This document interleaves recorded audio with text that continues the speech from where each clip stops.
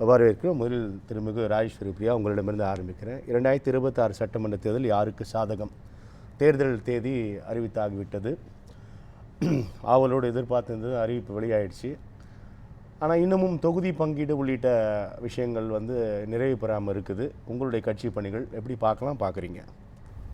அதாவது 23 ஏப்ரல் 23 தேர்தல் அப்படிங்கிறது மற்ற புதுச்சேரி, கேரளா இவங்களெல்லாம் ஒப்பிடும்போது இது கொஞ்சம் நமக்கு டைம் இருக்கிறதா தான் தெரியுது. தொகுதி பங்கீட்டுக்கெல்லாம் சரியாக 2 வாரங்கள் இருக்கிறதா இந்த காலகட்டம் இருக்குது. அதனால் அது சரியாக இருக்குது. இதில் ஒன்றும் பெரிய தொகுதி பங்கீட்டிலலாம் ஒன்றும் குழப்பமாக வர வாய்ப்பு இல்லை. அதுக்கான நாட்கள் இருக்குதுன்னு தான் சொல்லணும். ஏன்னா ஏப்ரல் 9னா ரொம்ப சீக்கிரமாக இருந்திருக்கும். 23ங்கும் போது பரவாயில்ல. இப்போ யாருக்கு சாதகமாக இருக்குன்னா நிச்சயமாகவே அதிமுகவிற்கு சாதகமாக இருக்குது தான். ஏன்னு கேட்டிங்கன்னா, தொடர்ச்சியாக இந்த 1 மாத காலகட்டத்துக்குள்ளே பெண்களுடைய நிலை அப்படிங்கிறது தமிழ்நாட்டில் மிகவும் மோசமான ஒரு நிலையாக உருவாகி இருக்குது. பாதுகாப்பு இல்லாமல் பெண் குழந்தைகளுக்கும் பள்ளி மாணவிகளுக்கும் இது மாதிரி இந்த தொடர் சம்பவங்கள் 2 வயது குழந்தையிலேருந்து ஆரம்பித்து 60 வயது மூதாட்டி வரைக்குமே இந்த ஒரே மாதத்துக்குள்ளே சொல்கிறேன் நான். அந்த சம்பவங்கள் எல்லாமே மக்கள் மத்தியில் திமுக ஆட்சியில் பெண்கள் வாழ்வதற்கு தகுதியே இல்லை அப்படிங்கிற ஒரு நிலையை உருவாக்கியிருக்கு அப்படின்னு தான் எல்லாருமே சொல்கிறாங்க. இப்போ நாங்கள் பேசுகிறது அரசியலாக இருந்தாலும் மக்களுடைய கருத்துமே அதாக தான் இருக்குது. எங்களுக்கு இலவசங்களோ ரூபாயோ 1000மோ 3000மோ 5000மோ அதெல்லாம் வேண்டாம். முதல்ல எங்கள் வீட்டு பெண்கள் பள்ளிக்கூடத்துக்கோ கல்லூரிக்கோ போனால் பத்திரமா வீடு திரும்பணும். அந்த நிலை இன்னைக்கு இல்லை. அதற்கான பாதுகாப்பு இங்கே மிக குறைவாக இருக்குது. சின்ன கிராமம், வேடநத்தம்ங்கிற கிராமம், விளாத்திக்குளம் பகுதியில் தன்னுடைய வீட்டுக்கு பின்னாடி பக்கத்துக்கு போன பெண் சடலமாக கண்டந்துண்டமாக வெட்டப்பட்டு சீரழிக்கப்பட்டு கடந்திருக்காங்கன்னா இதை விட ஒரு மோசமான சம்பவத்தையெல்லாம் நம்ம எதுவுமே வரையறை பண்ண முடியாது, சொல்லவே முடியாது. நெஞ்சை அடைக்கக்கூடிய ஒரு துக்கமான ஒரு விஷயம். இன்னைக்கு வரைக்குமே குற்றவாளியை கண்டுபிடிக்கல. அதுதான் முக்கியமான இடம். இப்போ ஏன் நம்ம அரசை நோக்கி நம்ம கேள்வி எழுப்புகிறோம் அப்படின்னு சொன்னால், ஒன்று, நீங்கள் ஆட்சிக்கு என்னோட உங்களோட ஆட்சி முடிஞ்சிடுச்சு. ஆட்சிக்கு வந்த பீரியடில் நீங்கள் எத்தனை பெண்களுக்கு எதிரான வழக்குகளை முடிச்சிருக்கீங்க, எத்தனை சதவீதம் முடிச்சிருக்கீங்க, அதாவது தீர்ப்பு வந்திருக்கு நீதிமன்றத்தில், பெண்டிங்கில் நிலுவையில் உள்ள வழக்குகள் அது எவ்வளவு? அதற்காக நீங்கள் என்ன முன்னெடுப்பு எடுத்தீங்க? பெண்களுக்கு எதிரான குற்றங்களை குறைக்கணும்னா கடுமையான தண்டனைகள் கொடுக்கணும். நீங்கள் கடுமையான தண்டனைகள் கொடுக்கப்பட்டதா? இதெல்லாம் கேள்வி. இதெல்லாம் எங்களை போன்றவரோட கேள்வி. வெறும் 15லேருந்து 20% வழக்குகள் கூட விசாரிக்கப்படலை பெண்களுக்கு எதிரான வழக்கு. அப்போ எப்படி நீங்கள் பெண்களுக்கு பாதுகாப்பு கொடுப்பீங்க? எதை வைத்து நீங்கள் பாதுகாப்பு கொடுப்பீங்க? இதில் பாதி இன்சிடென்ட்டுக்கு மேலே நிறைய செஞ்சதே திமுகவுடைய பொறுப்பாளர்கள். இந்த 2 வயது குழந்தைய திமுகவுடைய இளைஞரணி அமைப்பு செயலாளர், ஒரு மிருகம், மனிதன் கூட சொல்ல முடியாது, அந்த மிருகம், கொடூரமான அந்த மிருகம் 2 வயது குழந்தைய போயிட்டு வன்கொடுமை செய்து அந்த குழந்தையும் இறந்துட்டு. இது மாதிரியான சம்பவங்களை அடுக்கிக்கிட்டே போகலாம். திமுகவுடைய பதவியில் இருக்கோம், பொறுப்பில் இருக்கோம் அப்படின்னா நான் என்ன தவறு வேணாலும் செய்யலாம், அதுலேயும் குறிப்பாக பெண்களுக்கு எதிரான குற்றங்களை செய்யலாம் அப்படிங்கிற ஒரு விஷயத்தை திமுக பெரும்பான்மையாக இந்த ஆட்சி காலத்துக்குள்ள செய்திருக்கிறதுனால பெண்கள் வாக்கு நிச்சயமாக சேற்றவாரி தூர முடியுமா? அதாவது குற்றவாளி தான், அது எந்த கட்சியில் இருந்தாலும் அதை நானும் ஏத்துக்கிறேன். குற்றவாளி நம்ம அதை ஃப்ரேம் பண்ண முடியாது. இல்ல குற்றவாளி தான். குற்றவாளி முழுமையா ஏற்கிறோம். நீங்க சொல்ற விஷயங்கள் களத்தில் இருக்கு. குற்றங்கள் 60 வயது மூதாட்டி, 6 வயது குழந்தைகள்லாம் இந்த மாதிரி சிதைக்கப்படுகிறார்கள். மன வலி, மன உளைச்சல் தருகிறது. நான் முழுமையா ஏற்கிறேன். அதுக்காக நம்ம அதை கட்சிகள் சார்ந்தே நம்ம அதை அப்படி ஃப்ரேம் பண்ணிட முடியாது. இல்ல நான் கட்சிகள் சார்ந்து ஏன் ஃப்ரேம் பண்றோங்கிறத புரிஞ்சுக்கிங்க. அங்க அவங்க கட்சி கொடியையும் கட்சியில பொறுப்புல இருக்கோங்கிறதை தான் அவங்க முக்கியமாக அந்த குற்றம் செய்யறதுக்கு ஒரு பாதுகாப்பாளனாக பயன்படுத்துறாங்கல்ல. அப்ப எப்படி நான் கட்சியை சொல்லாம இருக்க முடியும்? கட்சி பொறுப்பு இருக்க முடியாதுல்ல. அவர் தவறாக பயன்படுத்துறார் கட்சியை வைத்து என்பதற்காக அந்த கட்சியை அதை அட்ரஸ் பண்ணல. ஏன் பயன்படுத்துறாங்க அப்படின்னா, ஏற்கனவே இந்த குற்றங்கள் செய்த திமுகவோட நிர்வாகிகளை இவங்க என்ன நடவடிக்கை எடுத்தாங்க அந்த இடம் இருக்குல்ல. இப்ப 2022 பாத்தீங்கன்னா திமுக இளைஞரணி உதயநிதி அவர்களுடைய இளைஞரணியில் இருந்த ஒரு இளைஞர் ஒரு 22 வயசு பொண்ணை கற்பழிக்கிறாரு தஞ்சாவூர்ல. அப்ப அந்த நிர்வாகிக்கு இவங்க என்ன கடுமையான நடவடிக்கை எடுத்தாங்க? இது மாதிரி கேள்விகள்லாம் இருக்குல்ல. அந்த நிர்வாகி மேல இவங்க கடுமையான நடவடிக்கை எடுத்திருந்தாங்க அப்படின்னா அவங்க கட்சியில் உள்ளவங்களுக்கு ஒரு பயம் வரும். அந்த பயத்தை குற்றவாளிகளுக்கு உருவாக்கவில்லைங்கிறது தான் அரசு. ஆளும் அரசாக இருக்கும் போதும் குற்றவாளிக்கு நீங்க கட்சியில இல்லாதவர்களுக்கும் அந்த பயத்தை ஏற்படுத்தல, உங்க கட்சியில உள்ளவங்களுக்கும் அந்த பயத்தை ஏற்படுத்தல, காவலர்களுக்கும் ஏற்படுத்தல. ஒரு பெண் போலீஸ் இன்னைக்கு வரைக்கும் பார்க்குறோம் செய்தியை, ஒரு பெண் போலீஸ்க்கு கூட இங்கே பாதுகாப்பு கிடையாது. எஸ்பியை கைது செஞ்சிருக்காருன்னு சொல்றாங்க. அப்ப இங்க என்ன மாதிரியான சூழ்நிலை நிலவுகிறது? அப்ப அந்த துறை காவல்துறைக்கும் முதல்வர் மேல பயம் இல்லை, இப்போ யாருக்குமே இவங்க மேல பயம் இல்லைன்னா அப்ப பெண்களுக்கு எதிரான குற்றங்கள் நடக்கிறதுக்கு இவங்களும் ஒரு காரணமாகத்தான் இருக்காங்கன்னு நான் பார்க்க இப்போ இந்த அரசாங்கத்தின் மீதான எந்த அரசாங்கம் இருந்தாலும் இப்படியான சம்பவங்கள் நடக்கும்போது அரசாங்கத்தின் மீது நம்ம குற்றச்சாட்டு வைப்பது இயல்பானது, நான் அதை மிக சரியாக புரிஞ்சுக்கிறேன். ஆனால் இப்போ தேர்தல் அறிவிப்பு வெளியிட்டாங்க, இதன் பின்னணியில் தொகுதி பங்கீடு குறித்து நம்ம பேசுகிறோம். இப்போ இது எதிரொலிக்கும், இதுவும் எதிரொலிக்கும் அப்படின்னு நான் புரிஞ்சுக்கிறேன் ஒரு ஃபேக்சுவலாக. ஆனால் கூட்டணி கணக்கு வழக்குகள் இருக்குது, இடப்பகிர்வு இருக்குது, தொகுதி பங்கீடு அப்படின்றதான் மிக முக்கியமாக பார்க்கப்படுகிறது அரசியலாக. நான் சொல்கிறேன், இந்த இடத்தில் வந்து இப்போ அறிவிப்பு வெளியாயிடுச்சு, இன்னமும் கூட ஒரு செட்டில் டவுன் ஆகாமல் இருக்குது. திமுக 26 கூட்டணி கட்சிகளை உறுதிப்படுத்தியிருக்கு. அந்த பக்கத்தில் தொகுதி பங்கீடு மட்டும்தான் இன்னும் நிறைய பெறாமல் இருக்குது. ஆனால் இந்த பக்கத்தில் அதிமுக இன்னும் கூட்டணி கூட இன்னும் ஒரு சரியாக ஸ்ட்ரக்சர் பண்ணல அப்படின்ற ஒரு விமர்சனம் முன்வைக்கப்படுது. எப்படி பார்க்கலாம்? இல்லை, இதெல்லாம் விமர்சனம் தான். அதுக்கு வந்து எதிர்க்கட்சி தலைவரே தெளிவாக பதில் கொடுத்துட்டாங்க. நாங்கள் எதுவுமே கூட்டணிக்கெல்லாம் இப்போ முயற்சி செய்யலைங்கிற மாதிரி பதில் கொடுத்துட்டாங்க. இது விமர்சனங்கள் வைக்கிறதுக்கும் அவர்களாகவே கிரியேட் பண்ணிக்கிறதுக்கும் இது ஒரு சரியான ஒரு காலகட்டம் தானே.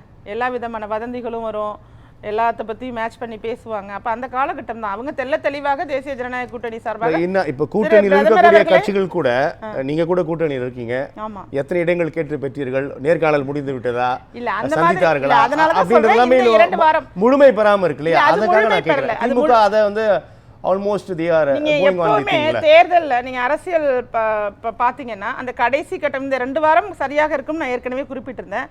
ஏன்னு கேட்டீங்கன்னா இதுல பல நிகழ்வுகள் நடக்கும். சீட்டை எதிர்பார்த்துருப்பாங்க, திடீர்னு கிடைக்கல அப்படின்னு சொன்னால் வேற மூவ் பண்ணுவாங்க, இது மாதிரிலாம் இருக்கும். அல்லது அந்த தொகுதியில் ஒருத்தர் சீட்டுக்காக வேலை பார்த்துட்டு இருப்பாரு, அது ஒரு கூட்டணி கட்சிக்கு ஒதுக்க போகிறாங்கன்னு அந்த வேலையை நிப்பாட்டிடுவாங்க. இது மாதிரி பல சிக்கல்கள்லாம் இடையில இருக்கும். இப்போ வந்து உடனே முன்னாடியே முடிவு பண்ணி வச்சு 6 மாதத்துக்கு முன்னாடியே முடிவு பண்ணி வச்சு இவங்களுக்கு தான் சீட்டு அப்படின்லாம் சொல்லவே முடியாது. இதுதான் யதார்த்தமான அரசியல் சூழ்நிலை. இந்த சூழ்நிலை உங்களுக்கும் புரியும்னு நான் நம்புறேன். ஏன்னா நீங்க சொல்றது ரொம்ப ஷார்ட் பீரியடா இருக்குன்னு புரிஞ்சுக்கோங்க. ஏறக்குறைய 40 நாட்கள் வாக்குப்பதிவு, 45 நாட்கள் இருக்கு சப்ஜெக்ட் கரெக்ஷன். இது ஷார்ட் பீரியட் தான். ஆனா இதுக்குள்ள இன்னும் இவங்க தொகுதி பங்கீடே முழுமை அடையலனா களத்துக்கு போய் மக்களிடம் வாக்கு சேகரிப்பது, இவர்தான் வேட்பாளர் என்று அறிவிப்பதெல்லாம் தொகுதி பங்கீட்டுக்காக சவால் இருக்கு இல்லையா? சவால் தான். தொகுதி பங்கீட்டிற்காக அவங்க செலவிட போகிறது ஒரு வார காலம் தான் அவகாசம். எப்ப வச்சாலும் நீங்க போன மாசம் அதை செய்திருந்தாலும் 1 வார காலம் தான். இப்போ சரியாக டேட் அனௌன்ஸ் பண்ணோன்னா நடந்தே தீரணுங்கிற ஒரு நிலை வரும். அப்போ கூட வந்து தாமதம் ஏற்படும், பார்த்துக்கலாம் இன்னும் அனௌன்ஸ்மெண்ட் வரல அப்படின்னா. ஆனால் இப்போ நிச்சயமாக வேலைகள்லாம் சரியான முறையில் இந்த 1 வாரத்துக்குள்ளே கண்டிப்பாக தொகுதி பங்கீடு சிறப்பாக நடைபெறும். அதன் பிறகு தொகுதிகளில் யார் நிற்பாங்கங்கிறது தெரிய வரும். இப்போ தேர்தல் இந்த 14 டேஸ் அப்படிங்கிறது ஒரு சரியான டைமாக தான் எங்களை பொறுத்த வரைக்கும் நான் நினைக்கிறேன். 2 கட்சிகளும் அதிமுக சரியா இவங்கனாவது பாரத பிரதமர் வந்து கூட்டணி கட்சிகளோட மேடையில எல்லாம் வந்து நிகழ்ச்சி பொதுக்கூட்டம்லாம் நடத்தியாச்சு. ஆனா இவங்க எல்லா கூட்டணி கட்சிகளையும் வச்சு இன்னும் ஒரு நிகழ்ச்சி கூட நடத்தினதா நான் இன்னும் பார்க்கல. அதான் சொன்னேன். இல்ல திமுக இன்னைக்கு வரைக்கும் அனைத்து கூட்டணி கட்சிகளையும் 13 கட்சிகளோட சந்தித்தது, இந்த தேர்தல் 26 கட்சிகளோட சந்திக்க இருக்கிறது. அப்ப அதுதான் நான் கேட்கிறேன், அவர் முழுமை அடைஞ்சிருச்சு, இந்த பக்கத்துல முழுமை அடையாமல் இருக்குன்னு நான் உங்ககிட்ட அந்த கேள்வியை முழுமை அடையாமல் இருக்கிறது எங்கன்னா இப்ப திமுகல தான். நான் தான் திரும்ப சொல்றேன், இவங்க பொதுக்கூட்டம்லாம் நடத்திட்டாங்க. 2 முறை பிரதமர் 3 முறை வந்துட்டு போயிட்டாரா பிரதமர் அவர்கள்? அதிமுக சார்பில் அல்ல, இல்ல என்டிஏ கூட்டணி, அதுல கூட்டணி தலைவர்கள் எல்லாருமே இடம்பெற்று இருந்தாங்கல்ல. கூட்டணி தலைவர்கள் எல்லாரும் அதிமுக சார்பில் நடத்தப்பட வேண்டும் அல்லவா?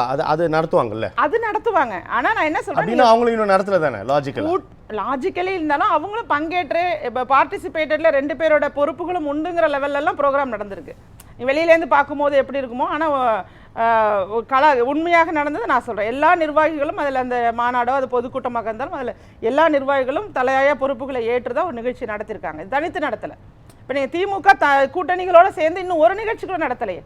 அப்போ முழுமை பெறாததான் நீங்கள் அவங்கள தானே பார்க்கணும். இல்லை அந்த ஒப்பீடு தான் நான் உங்ககிட்ட கருத்து கேட்க அதை தான் சொல்கிறேன். ஒப்பீடுதல்ல அதிமுக அப்படிங்கிறது கிளியராக இருக்காங்க, அவங்க நிகழ்ச்சிகளும் நடத்திட்டாங்க. திமுகல ஏன் எல்லாரும் ஒரு மேடையில் இன்னும் ஏறுறதுக்கு தயக்கமா இருக்கு? அவங்களுக்குள்ள தொகுதி பங்கீடுன்னு சரியா நடக்கல, சீட்டுகள் அதிகமா எதிர்பார்க்குறாங்க. இன்னைக்கு வரைக்குமே தமிழக வாழ்வுரிமை கட்சி அண்ணன் வேல்முருகன் அவர்கள் பேட்டி கொடுத்தாங்க, நீங்க பார்த்துருப்பீங்க.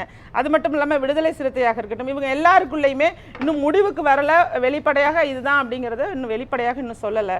அங்க பிரச்சனைகள் இருக்கு. இங்க ஏற்கனவே எத்தனை தொகுதிகள் என்பது மீடியாவுக்கு தெரியாம இங்க ஒதுக்கப்பட்டுள்ளது. இதுதான் உண்மை. அதிமுகல இங்க எந்த பிரச்சனையும் இல்லை. மற்றொன்று, ஒரே கட்டமாக தேர்தல் நம்ம அறிவிச்சிருக்காங்க. இதை எப்படி பார்க்குறீங்க? 2 கட்டமாக நடத்தப்படலாம் அப்படின்லாம் தகவல் வந்த இடத்துல ஒரே கட்டமாக தமிழகத்தில் நமக்கு இருக்குது. ஒரே கட்டமாகங்கிறது தான் சரியான முறையா இருக்கும் அப்படிங்கிறது தான் ஒப்பீனியன். அது எதிர்பார்த்த ஒன்று எதிர்பார்த்த ஒன்று தான், மிக சரியா இருக்குன்னு சொல்றீங்க. அதெல்லாம் ஒன்றும் நம்ம பிரச்சனை தொடர்ந்து இருக்காது. பேசலாம் திரு ராஜேஸ்வரி பிரியா. மக்கள் தீர்ப்பு திரும்ப உங்களுடைய கருத்து பாருங்க. இல்லை, மக்கள் தீர்ப்பு அப்படின்னாலும் இது கள தீர்ப்பு இல்லை, இது தள தீர்ப்பு, அவ்வளோதான். இது இணையதள தீர்ப்பு தானே. அதனால் அங்கே உள்ள மக்கள் வேறு, அந்த டிசிஷன் மேக்கிங்கில் வர ஓட்டுகள் வேறு. கிராமப்புறத்தில் ட்விட்டர் மாதிரியான தளங்களை எல்லாம் அதிகமாக பயன்படுத்துறதில்ல. இதில் வந்து ஒவ்வொரு கட்சிகளும் எல்லாரும் சொல்கிற மாதிரி தான். இதில் சாதகம் பாதகம்லாம் மீறி வந்து இணையதளத்தை நல்லா பயன்படுத்துறதுக்கு வலுவாக எந்த கட்சி இருக்குது அப்படின்னா, இதில் யார் அதிகமாக இருக்காங்களோ ட்விட்டரில் வந்து தாவேகா நம்பர் 1 அப்படின்னு நம்ம எடுத்துக்கலாம்.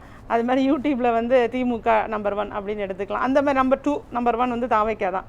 அப்போ இணையதளத்தில் அவங்க ரொம்ப ஸ்ட்ராங்காக இருக்காங்க. அதுக்கான நிர்வாகிகள் நிறையா போட்டிருக்காங்க, நிறைய பேரை வச்சு ஒர்க் பண்ணுறாங்க. இதை நம்ம மனதார வாழ்த்தலாம். மற்றபடி களம் என்கிறது டோட்டலி வேறு.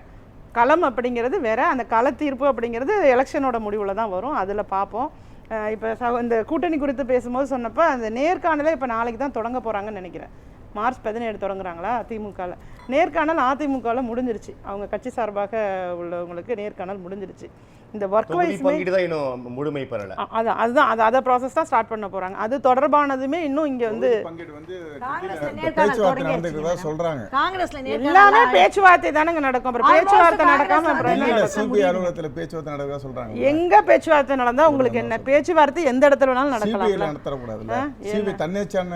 இதெல்லாம் வந்து இது வந்து ஒரு சிபிஐங்கிற ஒரு இதை வந்து நீங்க கவர்மெண்ட் அத்தாரிட்டியை வந்து குறை சொல்லலாம் பொதுத்தளத்துல பேசாதீங்க. சரியானதாகவும் ஏதோ பேசுறோம் அப்படிங்கிறதுக்காக பேசக்கூடாது.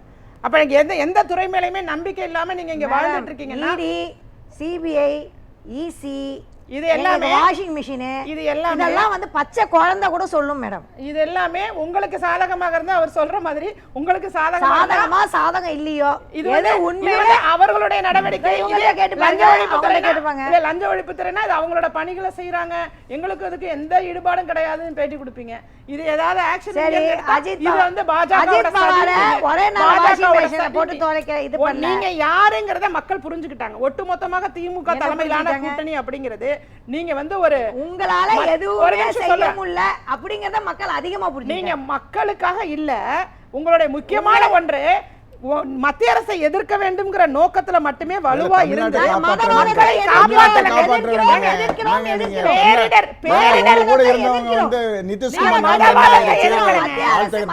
நீங்க மதவாதத்தை எதிர்க்கல, தமிழ்நாட்டு மக்களை பேரிடர் வந்தது. பேரிடர் காலத்துல தூத்துக்குடி வெள்ளத்தப்ப நாங்க இருந்தோம். அந்த இந்த இன்னைக்கு விளையாட்டு குளத்துல ஒரு பெண் படுகொலை செய்யப்பட்ட யாரு பேசுறது மக்களிடம் சேர 4வது நாள் தான் போறாங்க. தூத்துக்குடியில ஒரு பாலியல் வன்கொடுமை சம்பவம் நடக்குது. 4வது நாள் போறாங்க. கனிமொழி அவர்களை மக்கள் விரட்டி அடிக்கிறாங்க.